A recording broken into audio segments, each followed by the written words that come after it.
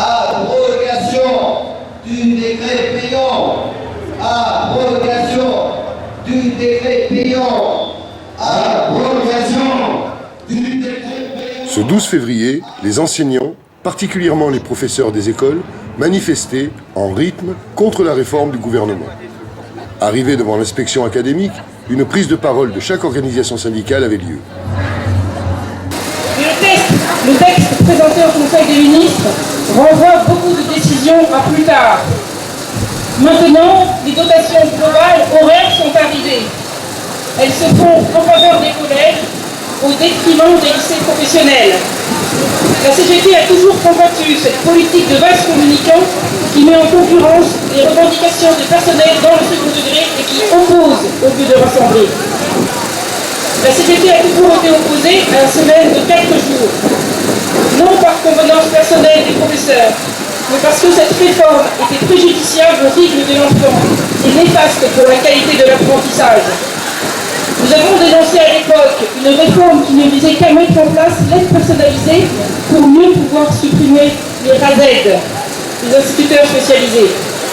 Force est de constater que hier comme aujourd'hui, ni le véritable intérêt des élèves, ni la volonté des enseignants n'ont été considérés. Nous ne sommes pas dans un conservatisme et un corporatisme étriqué. Nous pensons que comme tout travailleur, nous sommes en droit de faire valoir nos droits et nos revendications quant à nos conditions de travail. Qui accepterait d'augmenter ses frais de déplacement de 25%, ses temps de déplacement hebdomadaires au détriment de sa vie de famille, sans rien dire? Nous sommes bien des salariés comme les autres. D'une demi-journée sans augmentation de salaire, donc avec des conséquences sur la vie des enseignants, puisqu'ils vont devoir des conséquences sur la vie familiale, on va dire, sur la vie familiale des enseignants, puisqu'ils vont devoir faire garder leurs enfants, puis dépenser un peu plus au niveau des frais de déplacement. Ouvrons des discussions, ouvrons une véritable négociation sur le temps de travail, discutons ensemble, professeurs, élèves, professeurs, parents d'élèves, et de voir qu'est-ce qu'on peut faire réellement. Réfléchissons ensemble sur ça. Là, c'est une truc qui est tombé sans trop de discussion. Le rendez-vous qu'il y a eu sur la loi de refondation de l'école avec le ministre cet été, l'été dernier, les propositions de la CGT, elles ont été directement zappées. Elles ne sont même pas rentrées dans la synthèse. Donc voilà, la loi elle était écrite sans concertation. Abrogation des décrets payants. Nous ne voulons pas non plus le transfert de la carte des lycées professionnels, ni de l'orientation scolaire aux régions. Parce que toutes les mairies, donc je suis enseignante, mais j'écoute aussi les mairies et ça va leur demander plus d'efforts financiers puisqu'il va falloir créer des postes d'encadrement, voilà. Donc c'est ça, c'est plus d'impôts locaux qu'il va y avoir parce que ça va coûter cher aux mairies et aux collectivités territoriales. Une fois que la loi sera passée, les mairies seront obligées d'appliquer la loi. Nous, là où on est, c'est ce que dit le maire. Oui, mais voilà. Peut-être il y en a qui l'appliqueront. Donc il y aura une inégalité, il y a des enfants qui bénéficieront de certaines activités, d'autres non. On va vers une non-éducation nationale.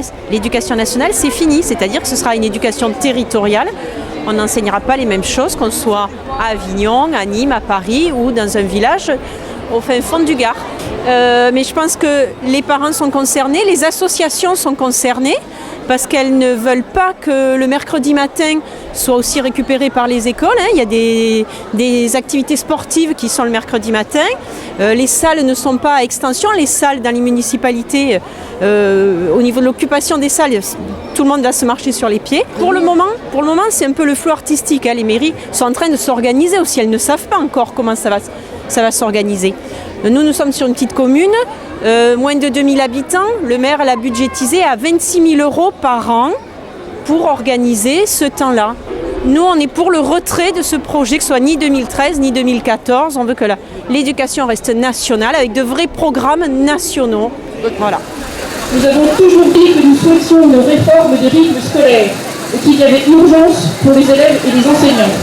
Nous avons toujours dit qu'il ne fallait pas opposer élèves et enseignants et mettre en place une véritable concertation. C'est ce que va continuer à revendiquer la CGT Éducation dans les prochains jours. Parce que favoriser la réussite de toutes tous à l'école suppose, au-delà des modifications du temps de classe, de prendre en considération à la fois l'amplitude et les conditions de travail dégradées des parents et les évolutions propres aux différents modèles familiaux. Face à des parents salariés de plus en plus précarisés, mal payés, subissant le mal travail, et ce n'est pas une chose qui s'améliore dans la période, les modifications d'horaires peuvent même amplifier les difficultés familiales. Mener à bien les transformations nécessaires suppose un engagement de la nation pour un réel projet éducatif. Un projet éducatif portant des ambitions d'émancipation pour donner du souffle à une future loi d'orientation en rupture avec les années du gouvernement Fillon. C'est de cela que notre société a besoin et c'est ce qui constituera un vrai changement. Monsieur Payan, abrogez votre décret. Abrogation du décret Payan. Abrogation du décret Payan. Abrogation du décret Payan. Abrogation du décret Payan.